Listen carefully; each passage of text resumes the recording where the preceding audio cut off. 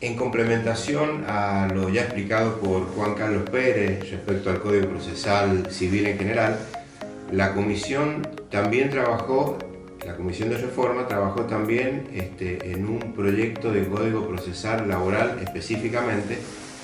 teniendo específicamente en cuenta que el sistema de resarcimiento tarifado que proviene del derecho de fondo laboral está asociado a la lógica del pago inmediato, esto por la naturaleza alimentaria de los créditos laborales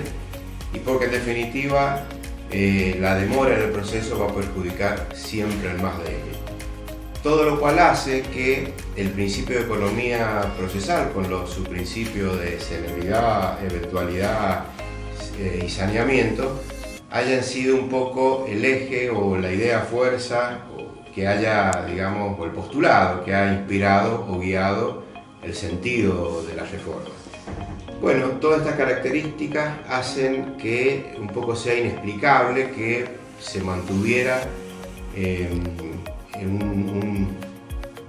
proceso como el ordinario, que es un poco de molde único, como si fuera de un traje de talle único, lo cual hacía necesario cambiar necesariamente, porque más allá de que la mayoría de los procesos laborales importa un debate causal,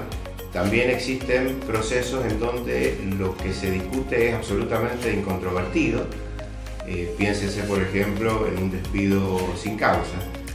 en cuyo caso, la estructura del proceso ordinario no solamente no se justificaba, sino que atentaba contra el principio de celeridad. Era entonces imprescindible abandonar proceso como si fuera de talle único, un causamiento que tenía, para dar paso a estructuras monitorias que se adapten mejor a estas situaciones de obligaciones incontrovertidas, atendiendo también a la urgencia alimentaria que tales hipótesis importan, ¿no es cierto? A decir verdad, en nuestro código con más de 30 años de antigüedad, un poco estaba muy rezagado con estas figuras, con estas tendencias que habían sido ya receptadas en otros códigos provinciales. De allí que se introduzcan tanto nuevas hipótesis para el supuesto de crédito reconocido, como que se legisle directamente en un proceso de estructura monitoria para estos supuestos de obligaciones incontrovertidas, para donde en casos en que surge clara y evidentemente la procedencia de determinados rubros o determinadas indemnizaciones legales, difiriendo todo lo que pueda ser motivo de discusión al ámbito del proceso ordinario. Por otra parte, todas las modificaciones parciales que la Comisión ha hecho es también para adaptarlo al proceso oral y hacer así efectivo el principio de inmediación que, como todos sabemos, supone el contacto directo entre el órgano judicial y las partes y todo el material probatorio y alegatorio. Así es que se implementaron mecanismos en distintos medios de prueba para hacer que toda la prueba que haya sido definida como relevante y conducente en la audiencia inicial pueda producirse en la audiencia final, es decir, un poco es para asegurar el éxito de esa audiencia final. A modo de ejemplo nada más, cito el caso de la prueba informativa, donde se prevén medidas coercitivas de tipo económica, con la particularidad, tanto a entidades públicas como privadas, con la particularidad que la multa empieza a correr en forma automática de pleno derecho al solo vencimiento del plazo para la contestación del oficio, con lo cual creemos que se va a evitar la reiteración de oficio, o en gran medida va a evitar la reiteración de oficio,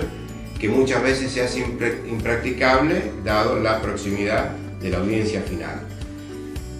También existe y un poco ya lo había dicho Juan Carlos Pérez en su exposición, una remisión directa a los distintos institutos procesales que están regulados en el Código Procesal Civil, que están regulados en forma pormenorizada, en realidad, en el Código Procesal Civil, pero la Comisión ha entendido que no solamente la remisión se hace en cada caso porque está regulado pormenorizadamente, sino fundamentalmente porque con las últimas reformas del Código Procesal Civil cumple con la pauta más importante o relevante para aplicar supletoriamente institutos que están regulados en el Código Procesal Civil al Código Procesal Laboral, esto es la economía procesal. Así es que en cada caso la Comisión de Reforma hizo esta suerte de test de compatibilidad. Solo para dar algunos ejemplos nada más, por ejemplo mencionamos la derogación del efecto diferido a las apelaciones que se dan respecto a las resoluciones de caducidad de instancias, lo cual condujo a soluciones alejadas de la lógica en la sede laboral, al punto tal de que una sentencia que declaraba la certeza de la existencia del derecho, un derecho laboral a favor del trabajador, luego era revocada en Cámara entendiendo que había existido caducidad de instancias. O otro ejemplo es la derogación de la absolución de posiciones, particularmente cuestionada en el proceso laboral, pues como se sabe, la misma atribuye igual eficacia probatoria tanto en la confesión ficta, o atribuía, ¿no? Igual eficacia probatoria tanto en la confesión ficta como en la expresa, a ambas partes por igual, desatendiendo a la evidente disparidad que hay digamos, en alguna manera, en la comprensión, primero en menor medida en el nivel sociocultural, digamos, del trabajador, y la comprensión del lenguaje técnico que muchas veces perjudicaba al trabajador. Bueno, en materia de costas se especifica que no podrán imponerse las costas al trabajador en supuestos donde prosperan todos los rubros reclamados, más allá de que exista una diferencia entre el monto reclamado en demanda y el finalmente admitido en sentencia definitiva. Y que cuando, por el contrario, existe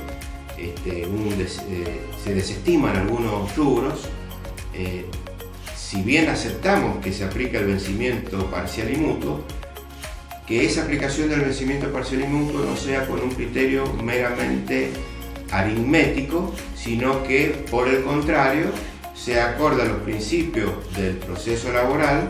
resguardando lo más posible la integralidad de la naturaleza alimentaria del crédito del trabajo y atendiendo a que en definitiva el proceso es el único medio técnico con que cuenta el trabajador para obtener el reconocimiento de su derecho. Se pretende, digamos, corregir una condena desproporcionada en perjuicio del trabajador, como de hecho ha pasado aplicando este vencimiento parcial y mutuo con un criterio meramente aritmético, en supuestos donde, a pesar de haberse admitido los rubros derivados del despido, sin embargo, se rechazan algunos rubros independientes donde la jurisprudencia de Cámara muestra, por lo menos la histórica, la tradicional, imposiciones de costas de 80 o 90% en contra del trabajador, lo cual obviamente condujo a resultados devastadores, atomizando el crédito del trabajador,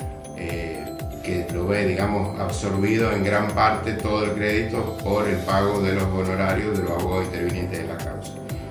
Por ello se tiende a lograr una distribución más ecuánime, más justa, en vista a salvaguardar, bueno, lo mejor posible o lo más que se pueda, la integralidad de la naturaleza alimentaria del crédito del trabajador. A su vez, se declara que la mejora de fortuna del trabajador debe realizarse por incidente para evitar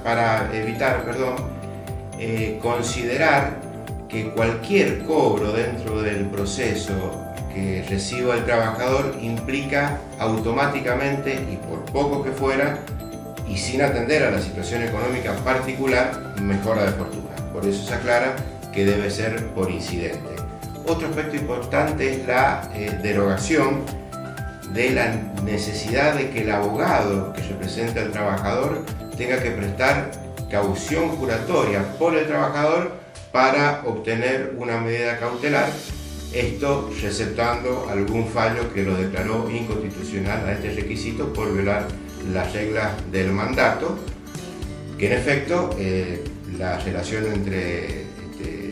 representante y representado se hace por las reglas del mandato y evidentemente dar fianza lo excede porque no es una función propia de la abogacía. Sin perjuicio de todo lo explicado, se han hecho otras modificaciones que son relevantes, como por ejemplo en cuanto a competencia, se prevén nuevos supuestos de competencia que no habían estado regulados en el código y que sin embargo habían estado receptados por la jurisprudencia, como son hechos derivados de la violencia laboral en el ámbito privado o la revisión de los dictámenes de comisiones médicas. También se reguló sobre la reducción de los trabajadores posicionados en la posición de parte actora para los liticonsorcios activos, se redujo a 5. En cuanto a los plazos, se unificaron a 5 y a 10 para evitar la confusión que la multiplicidad de plazos acarrea a lo justiciable. También se introdujo el principio de libertad probatoria para los casos de despido discriminatorio. También una autorización de medios tecnológicos modernos para la registración de las audiencias, como por ejemplo el Zoom, lo que obviamente va a facilitar la producción de audiencias testimoniales fuera de la jurisdicción. También se faculta al juez de oficio a imponer sanciones por temeridad y malicia para desalentar esta conducta que reconocen muy pocos casos en la jurisprudencia de la justicia laboral local. Recuerdo también en materia de prueba testimonial, la fijación de una audiencia complementaria para producir aquellos testimonios que fueron ofrecidos y no se pudieron producir en la audiencia final, siempre obviamente que no haya habido negligencia por parte de la parte oferente del testimonio. Y y algunas otras modificaciones relativas a, porque por razones de tiempo voy simplemente a mencionar, relativa a carta poder, gestor también, notificaciones, etc. Me parece haber repasado en estos los lineamientos, digamos, más generales, más genéricos o más importantes rápidamente de la reforma.